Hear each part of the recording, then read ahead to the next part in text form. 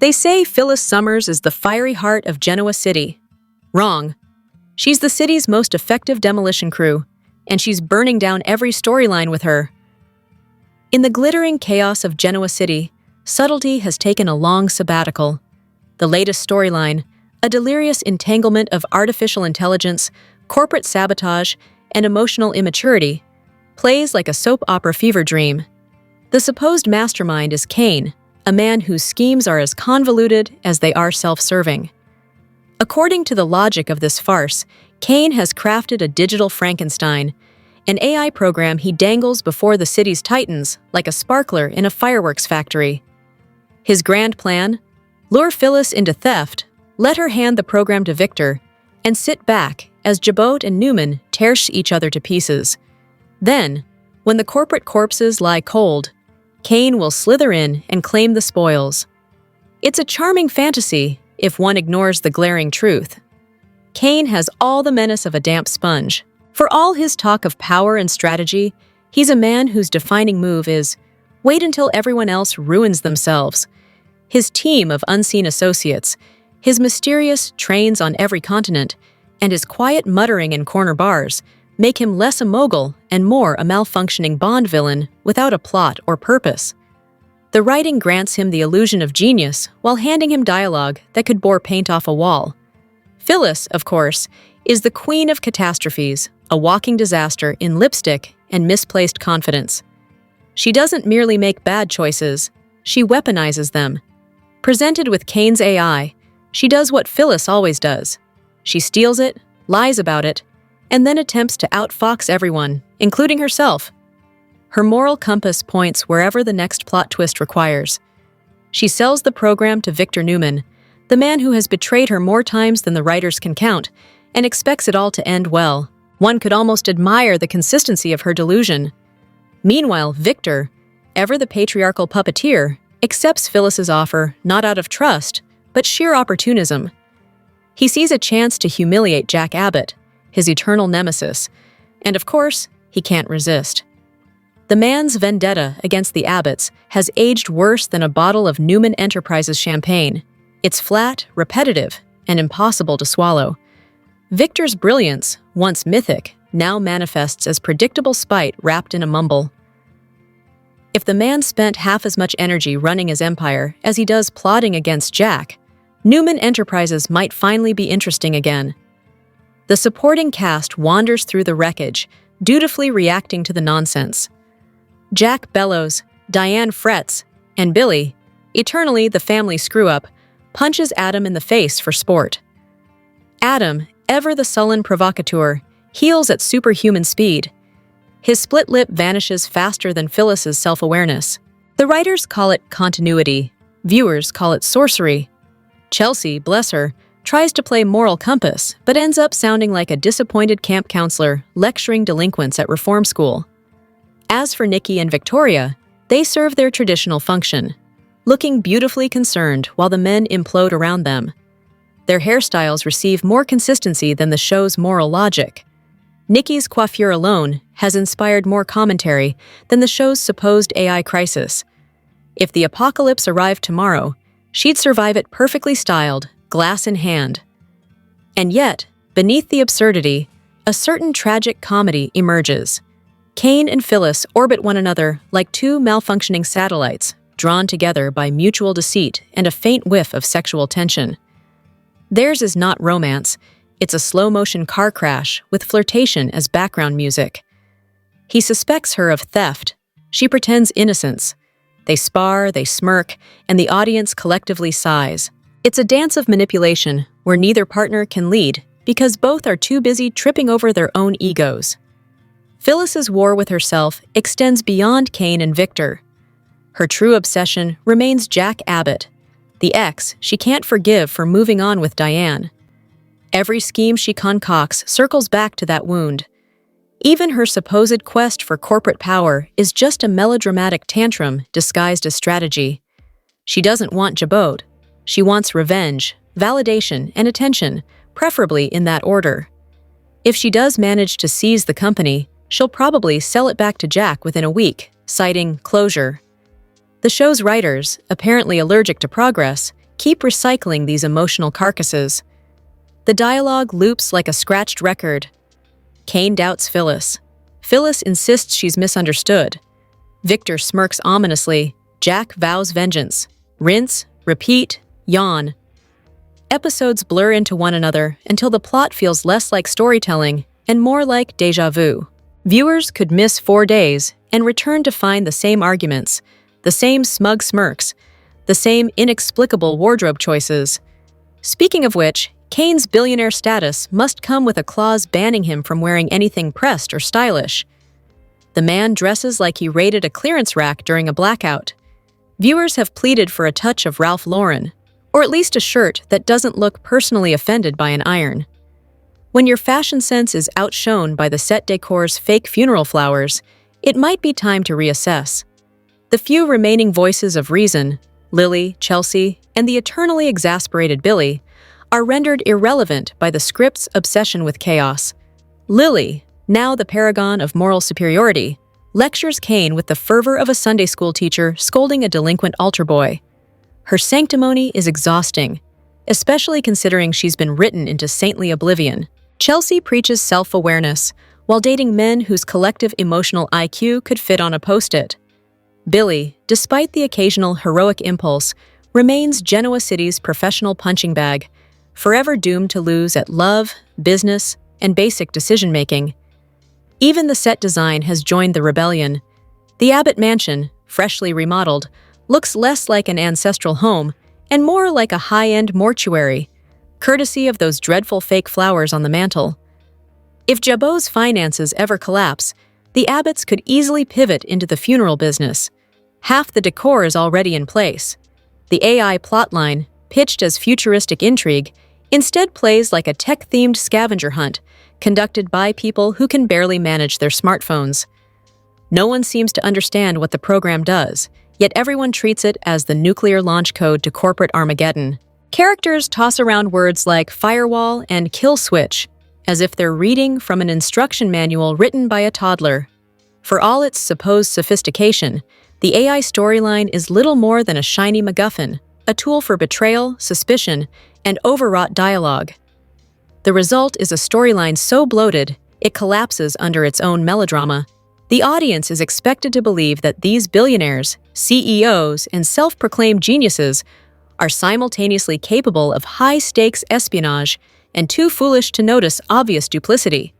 Phyllis steals an entire AI system and carries it around on a tablet like a purse accessory. Kane loses his masterpiece, but never seems particularly alarmed. And Victor treats digital warfare like an afternoon chess game. And yet, amidst this absurdity, there's an undeniable entertainment value. It's the kind of chaos that invites ridicule and fascination in equal measure. A soap that's not self-aware enough to be satire, yet not serious enough to be suspenseful. The actors commit with professional dignity to scripts that would make lesser performers flee. They deliver nonsense as gospel, turning wooden dialogue into accidental comedy gold. By the time Phyllis smugly tells Victor she's in the driver's seat, one can only marvel at the irony. In Genoa City, no one is driving. The entire cast is strapped to a runaway vehicle, arguing over the steering wheel while the writers shout directions from the trunk. If Genoa City had a national motto, it would be, "Every betrayal deserves a sequel." The Abbotts, the Newmans, and the assorted orbiting satellites of dysfunction continue their sacred tradition of destroying one another while pretending it's all about business. The current disaster, an AI theft turned Greek tragedy, has reduced everyone involved to caricature. Kane is still pretending to be Machiavelli with a mortgage. Phyllis is redefining the word unhinged. And Victor Newman continues his eternal campaign to prove that hubris can, in fact, be hereditary. At the center of this slow-motion implosion stands Jack Abbott, a man whose veins must pump pure indignation at this point. When Kane arrives to confess his missing AI program, Jack reacts as if the world's nuclear codes have vanished from his sock drawer. His rage, though theatrically satisfying, is mostly noise. Grand speeches about integrity and legacy, while Diane hovers in the background like a decorative houseplant, offering concern in 12-second intervals. The pair's chemistry resembles two CEOs trying to console one another after a bad stock report.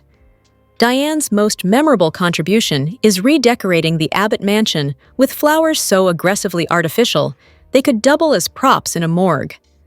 The living room doesn't say Dynasty, it says Wake. Meanwhile, Kane, who styles himself a man of strategy, turns up at Jack's home not to fix his problem, but to advertise it. His confidence is a marvel of self-delusion. He's lost control of his own technology, yet struts about as though he's presenting at a leadership summit. One almost expects him to hand out PowerPoint slides titled, "How to Lose an Empire in 3 Easy Steps." The man speaks of teams and protocols, though his greatest tactical move appears to be sitting in bars, ordering scotch, and hoping someone else will fix his catastrophe. And then there's Phyllis, the woman who can't see a hornet's nest without deciding to live in it. Her sudden alliance with Victor is a masterclass in bad decision-making. She offers him Kane's stolen AI program, the technological equivalent of handing a pyromaniac a box of matches, and genuinely believes she can outmaneuver him. The woman has been outplayed by Victor more times than the show has aired episodes, yet still struts into his office like a chess prodigy ready to face a grandmaster. The moment she smugly informs him, "I've stolen Kane's AI program," the viewer can already hear the faint echo of doom playing her off stage. Victor naturally agrees to her terms, not because he trusts her. He trusts no one. But because manipulating desperate women with delusions of grandeur is his favorite sport. He smirks, he mumbles, and by the end of their conversation, he's already plotting how to use her ambition as ammunition. When he later confides to Adam that Phyllis doesn't want to get her hands dirty, it's clear he's already prepared to let her take the fall. For a man supposedly haunted by age and morality, Victor remains as gleefully corrupt as ever, a Machiavellian fossil running on vengeance and expensive cigars. Jack, in contrast, treats every twist like an existential crisis. The moment he hears that Victor might possess the AI program, he roars threats about corporate war, legal consequences, and protecting Jabot's legacy. The irony, of course, is that Jabot has been under attack for 2 decades, yet somehow still exists, probably because no one remembers what the company actually sells. Lip gloss? Perfume? The show doesn't seem sure, and neither do the characters. But what matters isn't commerce.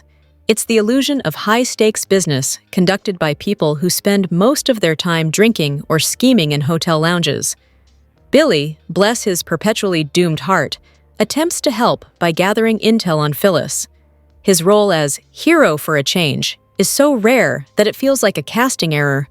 When he's not busy punching Adam in public, he's being reminded by everyone around him that he's the family embarrassment, a title he wears like a designer suit.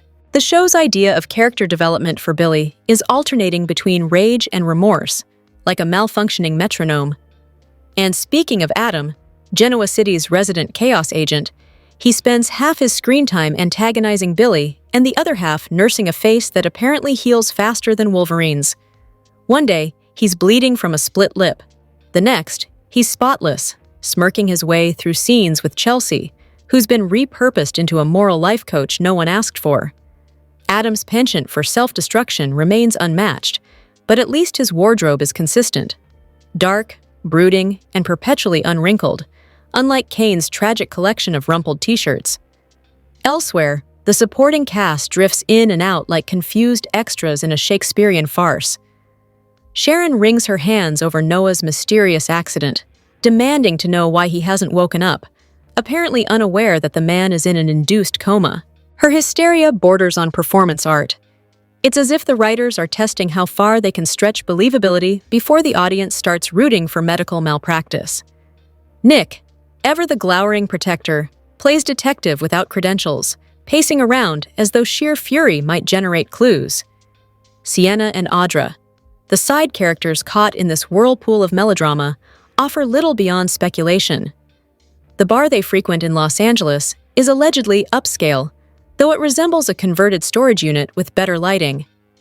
The same goes for the nightclub scenes, supposedly the glamorous backdrop for intrigue, yet shot with all the energy of a late-night infomercial, Genoa City's idea of luxury has clearly fallen on hard times. As if the plot weren't chaotic enough, the script occasionally pauses for a fashion critique. Viewers have lamented Kane's crumpled attire, Phyllis's overconfidence in red, and Danny's unfortunate wig, which appears to have been borrowed from a community theater production of Grease. Nikki, however, remains untouchable, her hair the only stable institution left in Genoa City. She may be surrounded by liars, hackers, and emotional toddlers, but her curls remain as defiant as ever. The show's real tragedy, though, lies in its writing. The dialogue has become an echo chamber of recycled grievances and exposition disguised as conversation. Every scene feels like a rerun of the last, only with slightly altered lighting. Characters lecture one another about loyalty, honesty, and trust. Concepts none of them have practiced since the Clinton administration.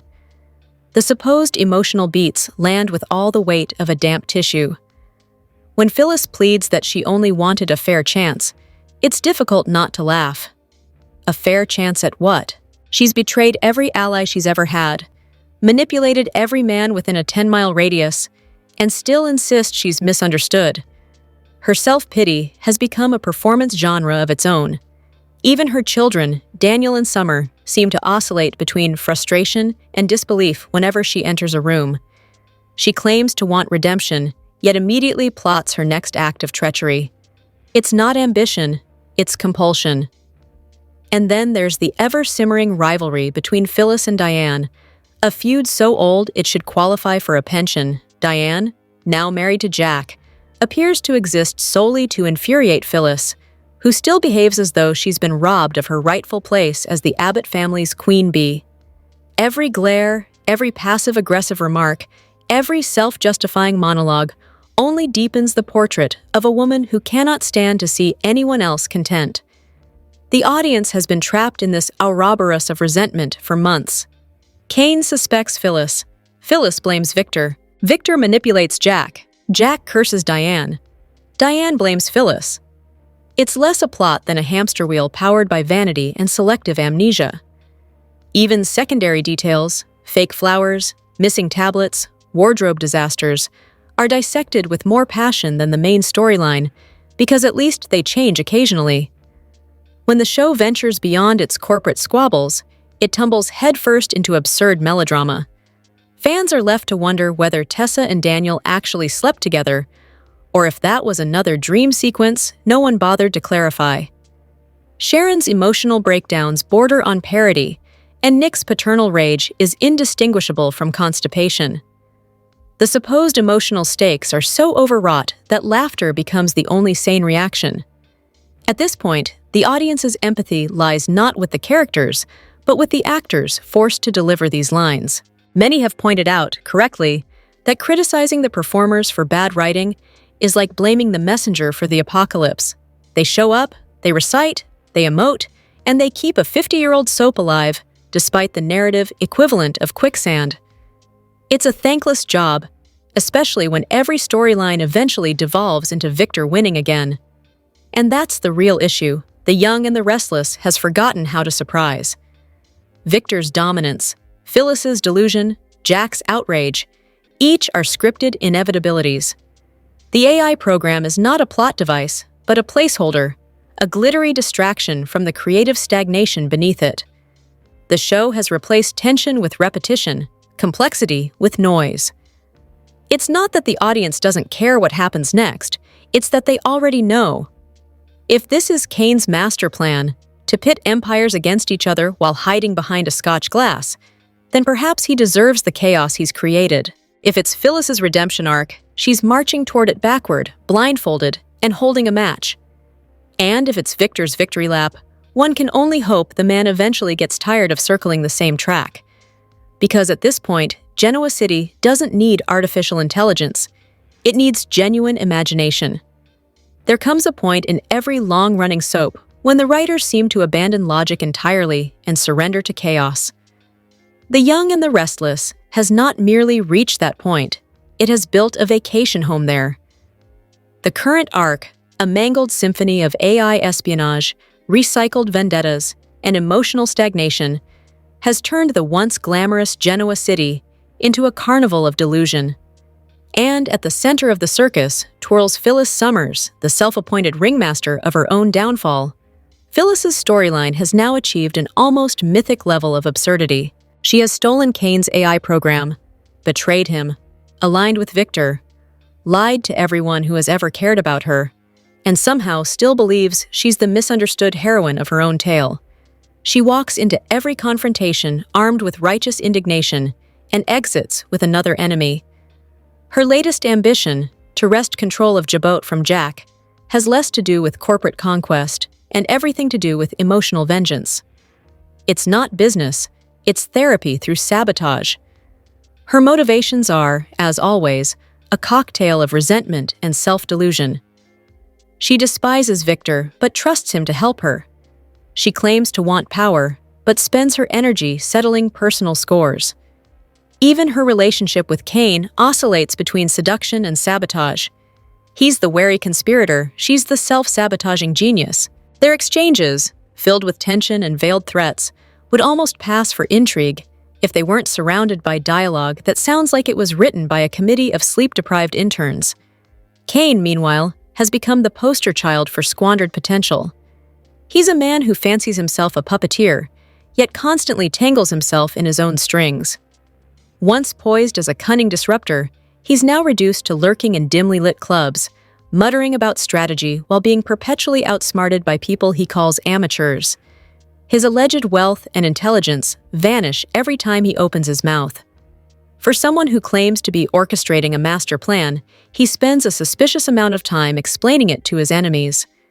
The AI program itself, a supposedly groundbreaking piece of technology capable of crippling corporations, has become little more than a plot-shaped prop. No one, including the characters, seems to know what it actually does. They talk about firewalls and kill switches as if these are mystical incantations rather than functions of software.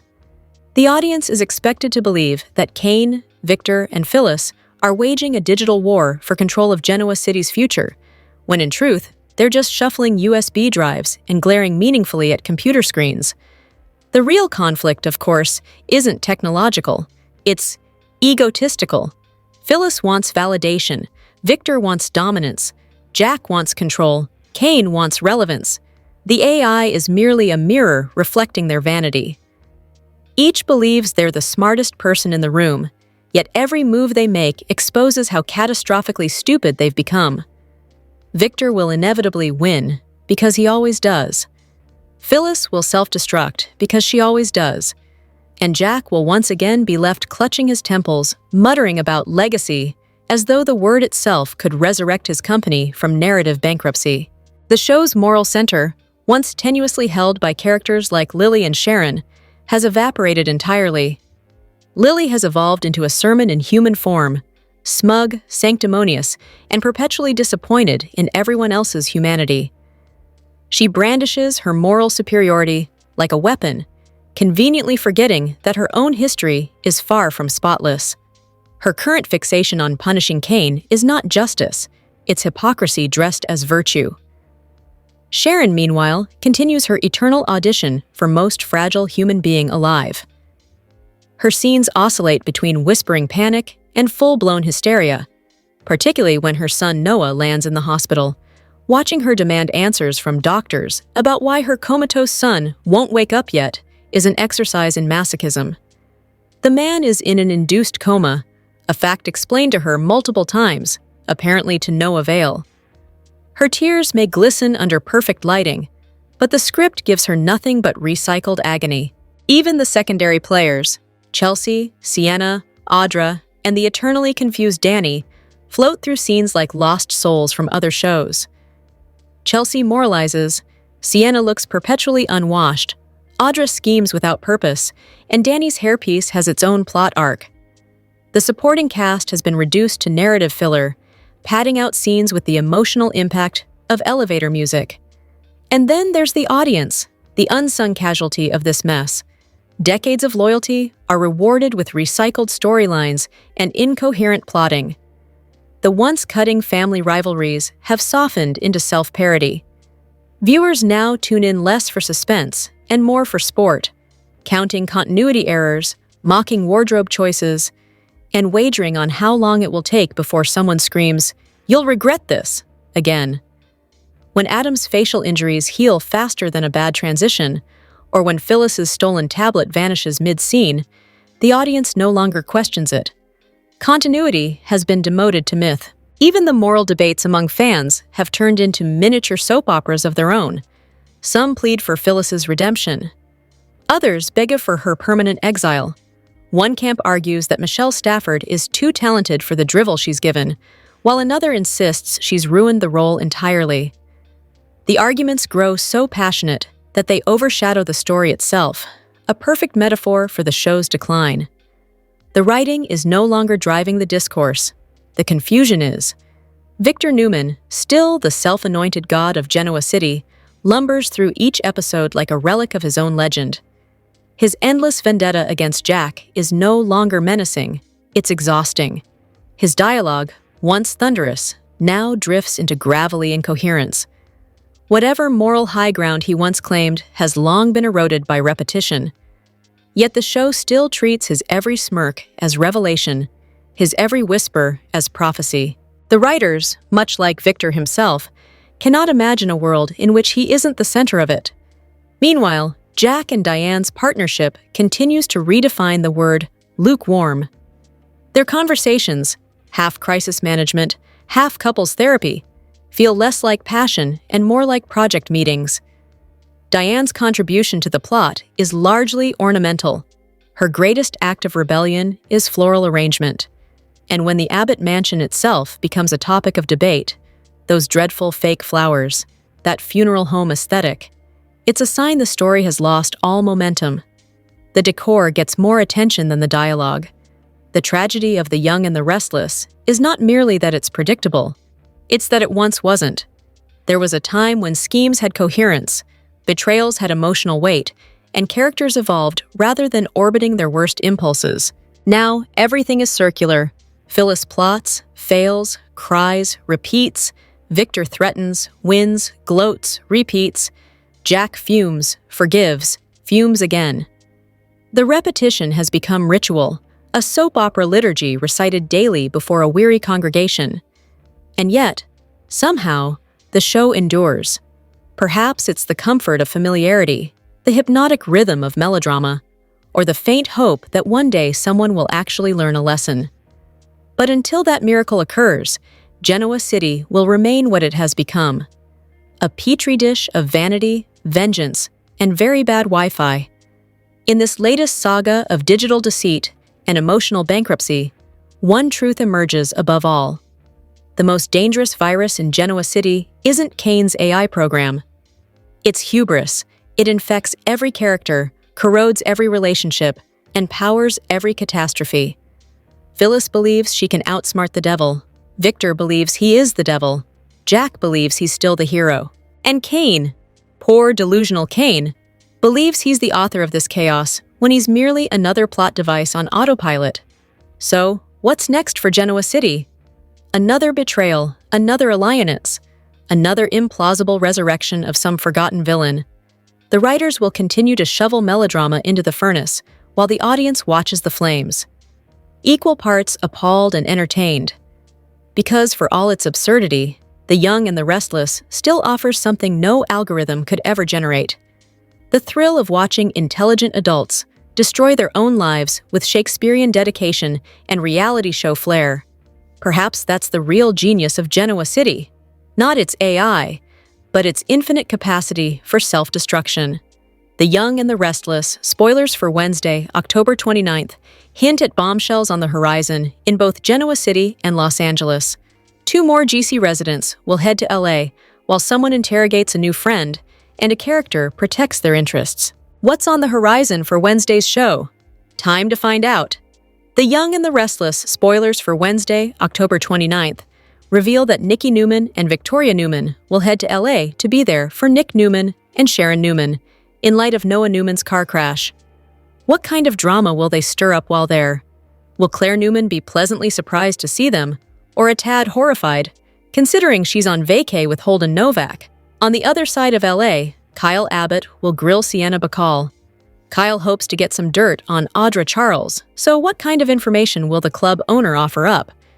It's clear that there is bad blood between Sienna and Audra, so it'll be interesting to see what she says about the brunette and how Kyle can use it against his nemesis. But doesn't she always? The Young and the Restless spoilers for Wednesday's show suggest that Phyllis Summers will have her guard up, and who could blame her? She secretly stole Kane Ashby's AI software, offered it up to Victor Newman, and it looks like she has her eyes on taking over Jabot. With that said, will Kane find out what his ally has done? She was the first person he accused of snagging the program, and knowing that she went straight to the mustache with it, even though she's lied through her teeth about it, will infuriate Kane if he ever finds out. He wanted to use the AI software for good, but it seems like Phyllis has used it for evil. What's Phyllis's endgame with this all? Fans will have to tune in to find out. Secrets, second chances, and scheming swirl as Billy and Phyllis meet face to face. But what's really on the table this time?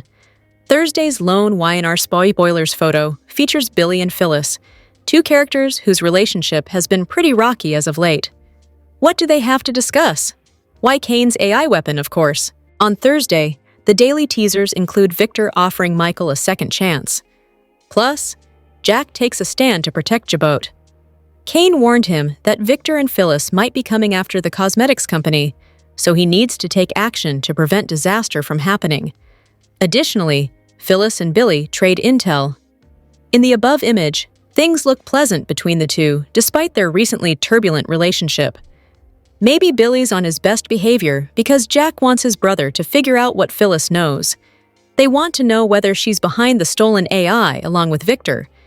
Ever since stealing the AI program from Kane, Phyllis has been busy gaslighting anyone who accuses her of the theft. So what information do Phyllis and Billy exchange? And will Phyllis's info even be the truth? Or will she straight up lie? Is he pulling the wool over everyone's eyes? On The Young and the Restless, October 30th, Jack and Billy deal with a serious threat. Meanwhile, Kane tries to win Phyllis over. But there could be a shocking plot twist behind his AI plan. Kane warned Jack that Jabot could be under attack. Someone has gained access to Kane's AI program. He believes it could be either Phyllis or Victor. During Wednesday's episode, Jack warns Billy. He's concerned that Jabot could be targeted. He told Billy that he would need his help. This is prime time for Billy to prove to his brother that he can be trusted. Jack and Billy have devised a plan to stop the mustache. Billy is ready to get revenge on the Newmans, especially after he punched Adam's lights out at GCAC. Meanwhile, Kane wants to distract Phyllis with his boyish charm and blue eyes. At the lounge, he told Phyllis that he wanted to get to know her and her motives. He kept flirting with her, which caught Phyllis off guard. She previously shared that she's already secured her destiny without a man. But Kane could have her thinking differently about what she really wants. What is Phyllis's destiny on Y&R? Love or power? In the meantime, she's not sure what to make of Kane. He already can't be trusted, especially after what happened in Nice. But there could be a meaning behind Kane's madness. It's possible that Kane could be using Phyllis. He might have allowed her to purposely steal the AI program. He wants to see her go head-to-head with Victor for the fun of it, and so he can look good. Kane isn't the type to get his hands dirty. He's already allowing Phyllis and Victor to do that on their own. He'll have a nice drink on his train, while one of them gets escorted off to jail. He might want to prove that Phyllis stole his program. This AI storyline is all over the place, as many people are using this program for their personal gain. It wouldn't be surprising if there was a plot twist behind this plan. Nick will not let fear rule him. If Sienna continues to hold back, she could become a bigger threat than the person who put Noah in critical condition. In the October 29th episode of The Young and the Restless, Nick reached his breaking point as Noah's condition remained unchanged. With his son still unresponsive, Nick's patience evaporated, and his suspicion towards Sienna intensified, pushing him to assert control over a situation that felt designed to keep him powerless. Nick has shifted from worrying to hunting. Whoever sabotaged Noah has not been found, and the absence of progress has Nick dismantling the assumptions around him. He believes the attack was not random. He also believes someone knows more than they're admitting. That fear sharpens into urgency when he looks at Sienna. Her calmness, her incomplete timeline, and her unwillingness to connect the dots signal danger. Nick is done waiting for someone to tell him what happened. He is ready to drag the truth out. Every question Nick asks is met with only what Sienna chooses to give. She avoids specifics. She positions herself as helpful without providing help. She calls the crash a terrible accident while avoiding the part where Noah was run off the road. While Nick fights for answers, Sharon, Victoria, and Nikki brace for what comes next. Fear has shifted into vigilance. The family sees what Nick sees. Someone targeted a Newman, and someone is benefiting from silence. Jack is desperate. The Young and the Restless, spoilers for Thursday, October 30th, see a new team-up of Billy and Phyllis, as Victor is going to allow Michael to beg for his forgiveness once again. Phyllis stole Kane's all-powerful, all-knowing, all-infiltrating AI computer program. When he called her out on it, she pointed the finger at Victor. Then Phyllis went to Victor and made a deal to give it to him. Phyllis is lying to Kane. Phyllis is lying to Victor. Phyllis is lying to Jack. And now Phyllis is teaming up with Billy. Will she lie to him? Probably. Will Billy fall for it?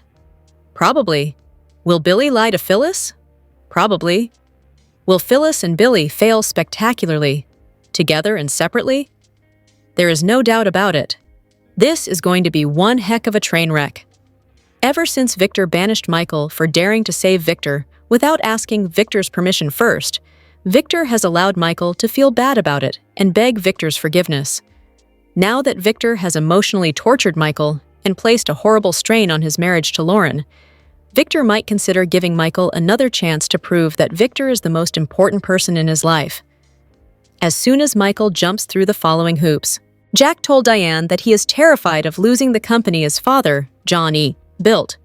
If Victor really does have Kane's nuclear weapon in computer code, which means he's not just fighting to save his family company, he's fighting to make his late father proud. The Young and the Restless spoilers are in for Wednesday, October 29th, 2025. In the next episode, fans can expect Kyle Abbott to grill Sienna Bacall. Nikki Newman and Victoria Newman arrive in Los Angeles. Plus, Phyllis Summers protects her interests. Keep reading, and let's talk about what is coming up in the CBS soap opera. Let's start off with Kyle, who is on a mission to prove that Holden Novak is up to no good. Since he can't get any intel on Holden, now Kyle wants information on Audra Charles. Fans might recall that Sienna said she might help him out with information on Audra. However, we know that Sienna's husband, Mitch Bacall, has entered the scene. Apparently, he's been gone for a while, but it is teased that both of them are up to no good. With Sienna reunited with Mitch, she could tell Kyle to get lost. Kyle might not have time to get any intel anyway. Jack Abbott and Diane Jenkins Abbott will push Kyle to come home as soon as possible. With Kane Ashby telling them the AI program was stolen, all eyes are on Victor Newman. The Young and the Restless, spoilers for Wednesday, October 29th, reveal that Nikki and Victoria will arrive in Los Angeles. The first order of business is probably heading to the hospital to check on Noah Newman's condition. Nikki and Victoria will also want updates from Nick Newman and Sharon Newman. Next, Victoria and Nikki might meet up with Claire Grace Newman. The blonde is having an amazing time with Holden Novak just as friends. However, Victoria could continue to be concerned about her daughter's decisions. Claire might also confront her mother about Cooley's claim. This whole thing is going to get very messy. Fans will also see Phyllis protect her interests. All she needs is an answer, and it sounds like Victor will say yes. However, could this backfire on the redhead terribly? While she thinks she has found her golden ticket, she's also famous for not thinking her actions through, so stay tuned. Which storyline are you looking forward to seeing the most on Wednesday, October 29th, 2025? Share your thoughts in the comment section below. Remember to keep watching the soap on CBS or Paramount Plus to find out what happens next.